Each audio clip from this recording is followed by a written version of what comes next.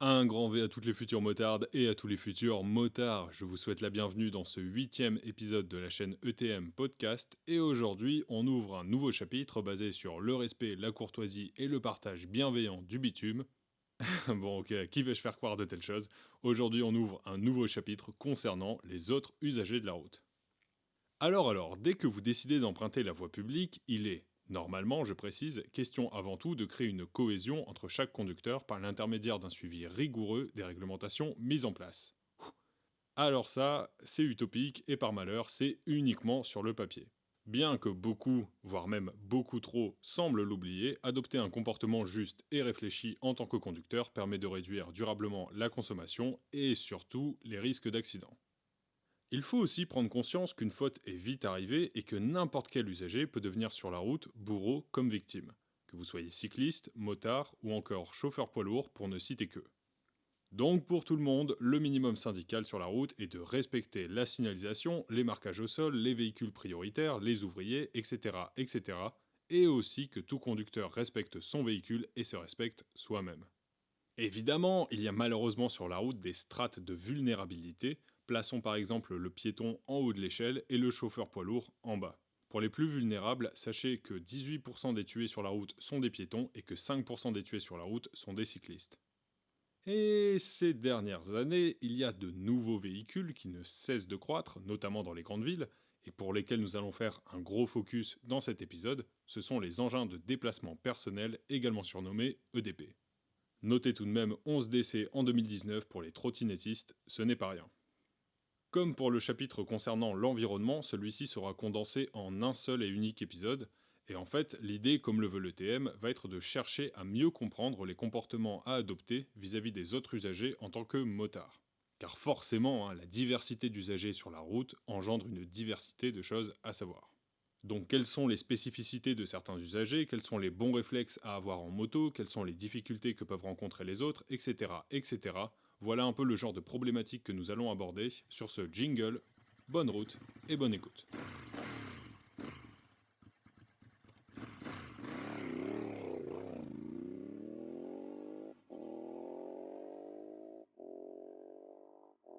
Comme la célébrissime Suzuki RG500 Gamma, cet épisode sera en deux temps et on va y aller crescendo. Dans un premier temps, nous examinerons les principaux usagers de la route considérés à risque élevé, avec notamment les piétons, les cyclistes et les EDP. Puis, dans un second temps, nous discuterons des usagers de la route un peu moins vulnérables, entre guillemets, évidemment. Alors, première partie, les usagers à risque élevé. Et on va commencer par les piétons. Alors je vais de suite mettre l'accent sur les piétons les plus dangereux, alors précisons plus dangereux à leur insu, pour ne pas vociférer moult insultes à leur encontre. Alors qui sont-ils? Eh bien il y a deux grandes catégories qui se dessinent, les enfants et les personnes âgées. Comme vous le savez probablement, les enfants ont une moins bonne perception des dangers, car ils sont petits et n'ont pas forcément connaissance des bons réflexes à adopter en tant que piétons. Ou alors ont des parents qui n'ont pas forcément connaissance des bons réflexes à adopter en tant que piétons. Et de par leur petite taille, ils sont plus difficiles à détecter, donc redoublez de vigilance à l'approche des établissements scolaires, des lieux de loisirs, des parcs et j'en passe. Puis parfois, il arrive que leur comportement peut être soudain et inattendu, donc méfiez-vous et essayez de croiser leur regard si possible. Et on fait un bond dans le temps en passant rapidement de la primaire à l'EHPAD, il faut également faire très attention aux personnes âgées. Car certaines peuvent souffrir d'une importante baisse de la vue et ou de l'ouïe, et donc peuvent se lancer sur la route sans avoir correctement analysé la situation au préalable. De plus, les personnes âgées peuvent se déplacer très lentement et peuvent parfois être hésitantes sur une direction, donc ne redémarrez pas avant que la personne n'ait pas complètement quitté la chaussée. Puis, petite parenthèse, il faut également faire attention aux piétons avec les oreilles occupées. Donc, on analyse avant de passer, et si la personne est au téléphone ou porte un casque ou des écouteurs, gardez bien le pied sur le frein, même si c'est vert pour vous.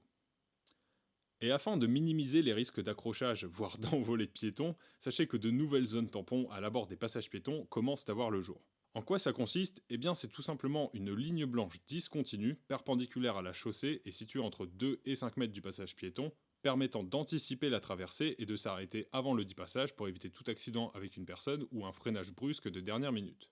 Donc, cet espace entre le véhicule et le passage piéton permet de créer une bulle, entre guillemets, une zone de protection beaucoup plus large pour les passants.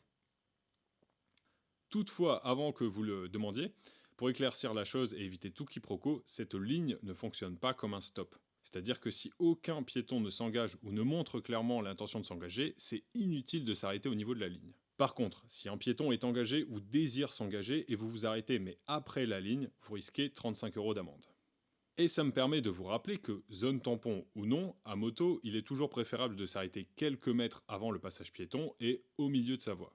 Notamment pour faire comprendre à la personne qu'elle peut sereinement s'engager, mais surtout pour faire comprendre la situation aux autres conducteurs derrière. Car parfois, je pense que vous l'avez déjà remarqué, les feux stop ne suffisent pas et certains conducteurs, un tantinet énervé, restons polis, ne comprennent pas de suite votre arrêt et décident sans grande jugeote de vous dépasser par la droite ou par la gauche, mettant ainsi en danger la vie d'un piéton et parfois celle de vos bras. Puis rappelons également que si vous ne vous arrêtez pas du tout et donc vous refusez de céder le passage à un piéton, vous pourriez obtenir 135 € d'amende, un retrait de 6 points et dans certaines situations disons plus extrêmes, il peut également y avoir une suspension de permis. Donc dans la grande majorité des cas, à la vue d'un piéton, l'arrêt est obligatoire. Voilà pour les piétons, maintenant on va passer aux cyclistes. Je vous rappelle de suite que pour croiser ou dépasser un cycliste, il faut laisser un écart minimal d'1 mètre en ville et un écart minimal d'1,50 m hors agglomération. Et ce, même s'il circule sur une bande cyclable. C'est important à retenir, et ces distances sont également valables pour les EDP. Ensuite, faites très attention en ville lorsque vous souhaitez dépasser un cycliste, car le bruit de la moto ou la proximité avec le véhicule pourrait l'effrayer et engendrer un effet de surprise et donc un écart dangereux de sa part. Puis redoublez de vigilance la nuit, car sans faire de généralité, évidemment, tu peux te calmer Bertrand Between. Certains cyclistes ont la fâcheuse tendance à oublier les lumières avant et arrière, les catadioptres et le gilet haute visibilité.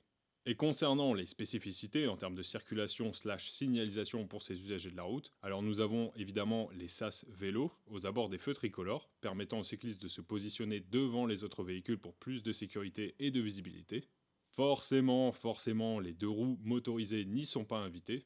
Ce rappel concerne surtout les cyclomotoristes des grandes villes, type Jonathan Temax et Stéphane MP3, et les motards, comme les autres conducteurs, doivent s'arrêter à la première ligne du sas, donc la moins proche du feu tricolore.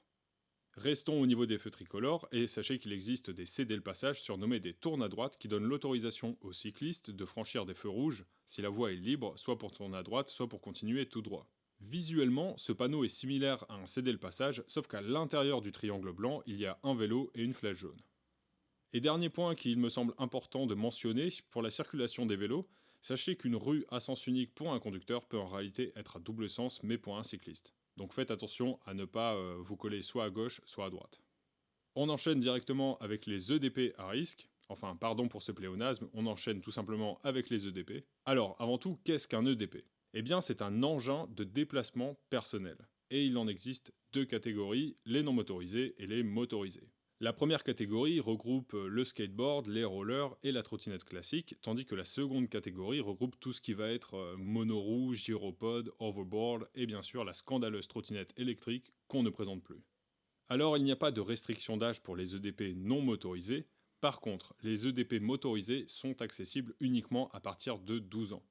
Puis les non motorisés sont assimilés à des piétons alors que pour les motorisés, les réglementations seront sensiblement les mêmes que pour les cyclistes. Et généralement, qui dit nouveau gadget, dit également nouveau gogo sur la route. Alors depuis peu, sachez qu'il y a de nouvelles réglementations pour encadrer cette foire routière, surtout pour les trottinettes électriques. Notons par exemple l'assurance obligatoire, l'interdiction de monter à 2 ou plus dessus, on n'est pas à Naples, l'interdiction d'avoir des écouteurs, la vitesse limitée à 25 km/h, la présence de feux avant, de feux arrière, d'avertisseurs sonores, de freins, le port d'un gilet haute visibilité la nuit, etc. etc. Donc voilà globalement pour les usagers de la route les plus vulnérables et qui présentent le plus de risques. Forcément, à l'approche d'une zone de rencontre où tout ce beau monde risque de se croiser, eh bien on roule doucement, on observe un maximum, on anticipe et on n'oublie pas que les véhicules motorisés sont les derniers prioritaires. Puis petit rappel qui ne mange pas de pain, le klaxon est strictement interdit sauf en cas de réel danger, et faire du bruit avec sa moto pour se signaler ou s'amuser peut générer stress et énervement chez les autres, donc on y va mollo avec les décibels. Maintenant, on va passer à la deuxième partie concernant les usagers de la route à risque modéré. Évidemment, le titre de cette seconde partie est quelque peu erroné, c'était simplement pour segmenter les différents usagers de la route par leur vulnérabilité, mais quel que soit le mode de déplacement, les dangers sont toujours présents sur la route. Alors on ne va pas trop s'attarder sur la moto, nous avons déjà vu qu'il ne fallait pas rouler côte à moto mais en quinconce, qu'il fallait faire attention au comportement lors d'une balade à plusieurs, etc. etc. Si je peux rajouter quelque chose, c'est qu'il existe une grande solidarité dans la communauté moto et qu'il ne faut pas la perdre. Donc n'hésitez pas à saluer d'autres motards si vous en croisez sur la route ou à vous arrêter si vous voyez que quelqu'un a une panne, un accident, un souci quelconque. Et d'ailleurs, petite précision, si vous tombez en panne et vous décidez de pousser votre moto sur la chaussée, il faut toujours être à droite de sa moto.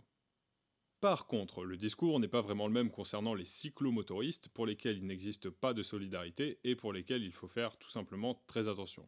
À l'approche de l'un d'entre eux, adaptez les distances de sécurité car leurs rétroviseurs ne servent quasiment à rien, hein. Ils ne peuvent pas vous détecter si vous arrivez derrière. Puis leur comportement est parfois compliqué si ce n'est complètement abruti. Et petite parenthèse, sachez que la vitesse maximale autorisée pour les cyclomoteurs est de 45 km/h. La bonne blague, je pense que la règle est devenue exception. De plus, les cyclomotoristes ont une formation beaucoup plus courte et une zone d'incertitude beaucoup plus large par rapport aux automobilistes, moins d'expérience, plus de danger, c'est gagné. Alors bien sûr, hein, même si la formation est plus longue, cela ne veut pas dire que tous les automobilistes savent prendre la route convenablement. Sachez que tout de même 42% des motards tués le sont dans une collision avec une voiture et le plus souvent dans une intersection. Alors quelles sont les principales problématiques de cette zizanie entre motards et automobilistes ? Alors premièrement, je pense qu'il y a la vue, hein, car le mobilier urbain et les montants de voitures peuvent facilement masquer la visibilité des automobilistes et donc les motards. Et puis parfois, les motards ne se rendent pas vraiment visibles. Si vous partez en balade sur des nationales boisées avec une combi camouflage, ça va être compliqué. Ensuite, il y a évidemment l'inattention, par exemple trop de confiance ou trop de distraction, que ce soit en voiture comme en moto. Mais surtout, je pense que le problème majeur réside dans le non-respect des règles de base pour le partage de la route. Et prenons notamment l'exemple de la règle RAS qui signifie regarder, avertir, se placer. C'est-à-dire qu'il faut contrôler ses rétroviseurs et contrôler en vision directe si besoin, puis avertir par l'intermédiaire des clignotants gauche ou droit, et se placer en fonction du choix de direction. Pour d'autres exemples, pas de panique, nous y reviendrons plus amplement durant les prochains chapitres concernant la route et la circulation. Mais en attendant, on va poursuivre et terminer cet épisode avec les engins dits encombrants. Concernant les poids lourds, sachez que leur zone d'incertitude est très large, la vue est fortement réduite, à l'arrière comme à l'avant, notamment à cause des montants fort imposants. Et si vous décidez de les dépasser, n'oubliez pas qu'il y a un risque d'aspiration et donc de déportement vers la droite qu'il faut prendre en compte. De plus, pour éviter les projections de pluie d'un camion, il faut augmenter sa distance de sécurité, et il est très fortement déconseillé de chercher à prendre de l'aspiration en restant derrière.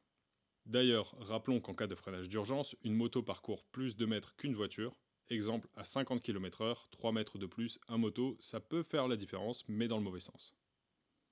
Et notons la petite particularité pour les poids lourds type convoi exceptionnel, si la voiture de tête passe à une intersection, tout le reste du convoi est prioritaire, même si votre feu est vert et que le leur est passé au rouge entre-temps. Ensuite, pour rester dans les engins encombrants, vous avez les bus et les autocars. Bon, rien de bien méchant à leur sujet, hein.